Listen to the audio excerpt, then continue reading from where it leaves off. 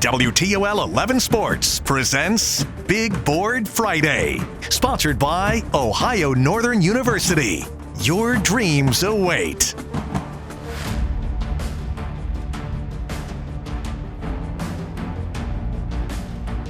And by Charlie's Dodge Chrysler Jeep Ram. Doing it different, doing it right. By Frickers, the home for fun, food, sports, and spirits. By PT Link Physical Therapy. Feel the difference and get relief now. By Renewal by Anderson. Anderson Window Muscle. Local 419 Hustle. By Absolute Mobile Glass. Nobody does it better. Nobody does it faster. Absolutely. And by Schrader Tire and Oil. We keep the transportation industry rolling and safe. Now, here's Tyler Segerman. Good evening, everyone, and welcome into another edition of Big Board Friday, sponsored by Ohio Northern University, our final show of the football season. Bittersweet, to say the least, yet the focus remains on that quest towards state. A handful of Northwest Ohio programs still in the mix to book a trip to Canton. For the Whitmer Panthers, they were in the Cleveland area tonight, just on the west end, aiming to knock off one of Ohio's perennial programs. St. Ed's, the obstacle for Justin Keller and his group. Eagles eliminated Whitmer last year on their home turf, so could the Panthers, could they return the favor? Well, the Eagles would get the first punch of the game, up 7-0, able to get the ball back. Quarterback here taking the snap, but Zach Aubrey snuffing that out. He gets a tackle for loss and takes him down for the sack. They'd be able to still score, though. So second quarter ensuing kickoff. Here is Kavion Lee, who picks up the bobble. He finds a seam and makes some guys miss before turning on the Jets, and there he goes. Could he go all the way? Well, unfortunately not, but he would get the ball inside the 20 and set the Panthers up in the red zone. Of course, later on, here we go. They're going to capitalize. Fourth down, Carter Bourne connects with Lee there on the touchdown. He can do it all, but it wouldn't be enough, as that would be their only score of the night as they fall 38-6. The final. Here's Noel Blumel with more from the Panthers. Tyler, not the result Whitmer wanted, but a battle they expected, and they came prepared and fueled by last week's win to take on the powerhouse of St. Ed's. And even though their season comes to an end tonight, head coach Justin Keller ends his first year at the helm, proud of how his seniors led and how the team competed till the very end. Early on, it is what it is. I mean, obviously St. Ed's a very talented team, and we just made too many mistakes early on. Our goal was to keep it close, and then at the end, anything can happen, and we just didn't give ourselves that opportunity early on. At halftime, I just asked them to do two things, and that was compete and show great character. And, I'm proud of them. I feel like they did that the second half, and they never stopped competing, and I'm just so proud of these seniors. Because it was those guys in the locker room at halftime that were picking up the underclassmen, and they led by example, and I couldn't be more proud of our seniors. After the Clay game and the way they rallied and had their best week of practice and came out and beat Perrysburg by 30, and then had to face them again and to win our playoff game. I'm just, like I said, I can be more proud of them for that. So with that, the Panther season comes to an end in the third round of the playoffs, but also with a 9-3 overall record and a share of the NLL Buckeye Division title. But for now, reporting from Lakewood High School, Noel Blumel, WTOL 11. Thank you, Noel. Division III takes us to Wapakoneta, where Central Catholic aimed to hand the Redskins its first loss of the season. And the first offensive drive for the Irish looking good. Jeremiah Fuller racing to the corner, breaking a couple tackles. He'll find his way into the end zone to put the Irish up 7-0 early. Other end, Wapakoneta looking to strike as well, but their quarterback going to get swallowed up here. Tim Crowley getting in on the sack as he keeps the Redskins off the board, and so they would keep the pedal on. Fighting Irish again, calling on Jeremiah Fuller, and again he finds the end zone to double the lead, but he was far from over. We're still in the first quarter, folks. Jeremiah Fuller scoring his third touchdown of the quarter, and that would all but seal the win for Central Catholic as they roll to a dominating win, 41-7 the final tonight. The Irish are moving on to their fifth consecutive regional final. Here's Chase Bachman from Wapak. Tyler, Jeremiah Fuller had a great game last week. 4 rushing touchdowns. This week he only had 3. In the first quarter. Central Catholic came out and dominated this game. They led 21-0 after the first quarter, 34-0 at the half, and they parlayed that into another dominant playoff win. We feel great, we was clicking on offense because, we had to get right and practice, Coach Dempsey said stop playing around so much, focus more, and that's exactly what we did, and that's how we scored 41 points. Yeah, I trust my line, I trust Preston, I trust all my guys to get me there. We had a lot of things go our way that first quarter. The special teams plays that went our way and we were able to turn into points was huge, and then able just to keep the foot on and score right before half really helped a ton. You know, if you get breaks, you got to make them count. The worst thing is when you have something go your way and you don't take advantage of it, and you have a chance to steal momentum, you end up giving it right back. And I think that was the whole key of the whole first quarter. I see it every day in practice, and I see it. I've seen it pretty much every week. He's doing a great job of lugging the mail and finding the blocks, finding the cuts, and finding the end zone. It's a testament to all the kids that have come through and what they've done, and these guys wanting to carry on the tradition to do it. Central Catholic moves on to the regional final, their 5th straight going back to 2021. And this year, they take on the Cinderella team, Rocky River. Reporting from Wapakoneta, Chase Bachman, WTOL 11. Tyler? Appreciate it, Chase. Play of the night we have now reached, and I hate to spoil this finish, but it's worth the recognition. Overtime in Worcester. Genoa needed to stop on this 2-point conversion from Triway. Yes, they went for the win, but didn't get it because of the pursuit here from the Comets. Another look. Hunter Bickle and Gavin Grigson among the guys who come up big for the stop. What an ending. What a win. Now, we'll have the full highlights later on in the show, but this goal line stand deservingly takes home our play of the night. Our first stoppage in the action, but still plenty more to highlight, including a battle of unbeatens. Stick around. More games to hit when we come back.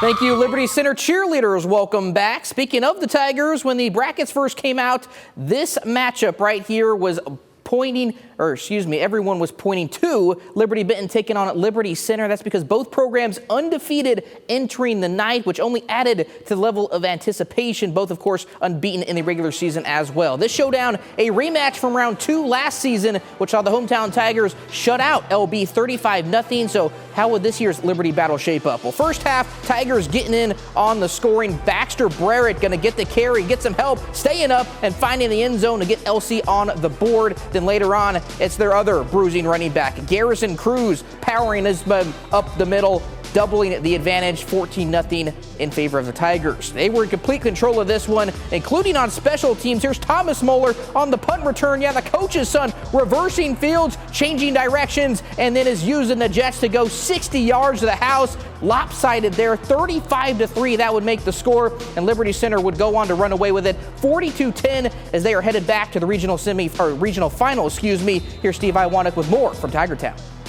Well, I think for a lot of people here in Liberty Center, they get spoiled watching how good this Tiger football team can be. Another undefeated regular season, but coming into this one, they wanted to raise the expectations a little bit, and they came out fast, aggressive, even violent, as they just took down the Liberty Benton Eagles 42-10.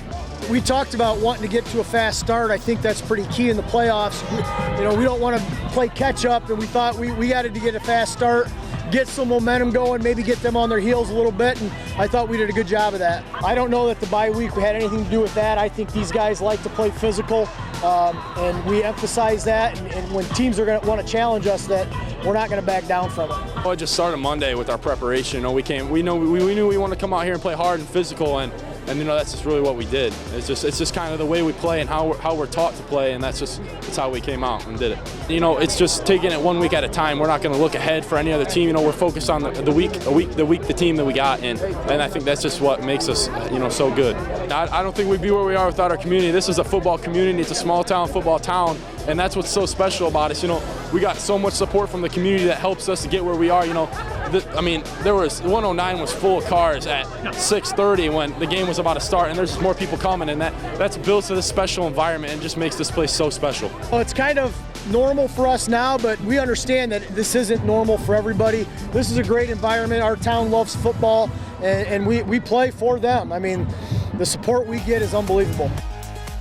So who will they play? Well, that answer came from Worcester tonight, where Genoa traveled to, seeking an 11th straight victory. Comets up 7-0 already. They're going to look to add to it here. Miles Mollenauer finding Jax McNolan, but the ball gets tipped up. Luckily, Ryan Routson is there to haul it in. What a break there. 21-14, they would lead at half. Now we go to the second half. Alex Materney breaking tackles and showing the speed. He breaks free, and he's gone. That puts the Comets up 27-21. Triway, though, would tie it up, heading to overtime. Comets there on their first possession. Punt punches it in. There's Materney again, giving the Comets another lead. Triway gonna go for two after they score, going for the win. There's a little trickery, but check out the defense. They get the stop, and we saw this was the play of the night. What a stand by the Comets, and Genoa advances to the regional final thanks to that goal line stand on the 2-point conversion. 34-33 in overtime. Genoa wins a thriller. I couldn't be more excited for these players, the grind that they go through, day in and day out. And just, it continues to happen every week. And they answer the call. They show up to go to work. And man, I'm riding high right now. So to have another week with these guys, to go through practice and to challenge the upper level guys, these varsity guys, and to develop the younger guys. I mean, this is a dream come true for any high school coach. Seneca County we head to now. Archbold and Hopewell Loudon squaring off in a D6 regional semifinal. Only 3 combined losses between these teams, and it showed, putting on a show early.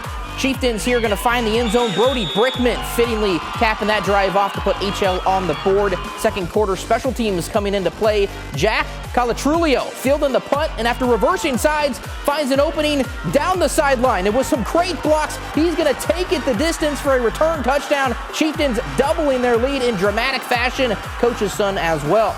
Blue Streaks, though, would settle in. Maddox Penner faking the handoff and keeps the ball before strolling into the end zone untouched. That gets Archbold on the board. But Hopewell, well, they showcase why they have been a double-digit win team for years. Kellen Frankart joining the party out of the Wildcat, and Hopewell Loudon continues its season. They eliminate Archbold 30-14.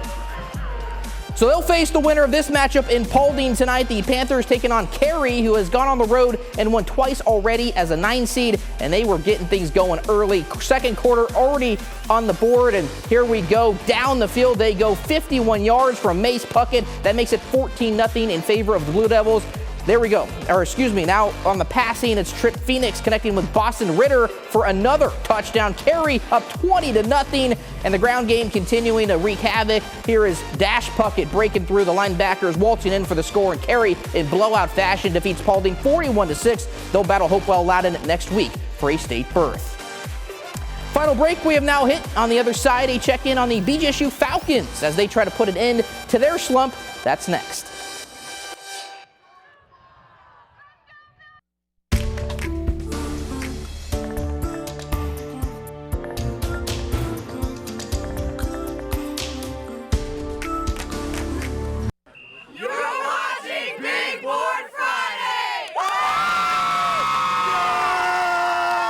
Thank you to the Hopewell Loudon Chieftain Marching Band. Welcome back as we pivot to the college scene. Struggles continue for Eddie George and the Bowling Green football program, who have lost 4 straight since beating rival Toledo last month. Now, many factors have led to this skid, but the Falcons aren't hanging up the cleats just yet. With a few extra days to catch their breath and reevaluate, BG aiming to finish this campaign strong and revert back to what fans saw earlier in the season. Offensive growth continues to be a focal point given their injury trouble at the quarterback position and, of course, firing their offensive coordinator. But it's worth reminding everyone this team contains a lot of new players and young, so they're still finding themselves while also trying to win. Now, the Falcons will return to action next Tuesday for a battle with Akron on Tuesday night, the final home game of the season, and Eddie's first taste of action as well. Shifting to the ice, the Walleye and Cyclones facing off for the second time in 3 days. This time, Toledo on the road. Down to go early, but Tanner Dickinson, the hometown guy, there on the rebound to light the lamp and even the score up. Then, later in the first period, Jordan Ernst on the penalty shot. Going to make the goalie look silly here with the wrister. That gives Toledo its first lead. Second period we go. Walleye turning defense into offense. Nate Roy on the backhand finds the net, and Toledo goes on to snag another win. 5-2 the final tonight. Well, that's going to do it for our final Big Board Friday show of the football season. Reminder, if you missed any of the highlights or want to rewatch the entire show again, our website, W2L.com and WTOL 11 Plus are the places to go. It's always a pleasure bringing you our coverage, and don't worry, we'll be back here on December 5th to tip off our basketball slate. So excited for that. Appreciate you all for joining us this fall and hope everyone has a fantastic weekend. Take care, everyone. Here's a montage of the night.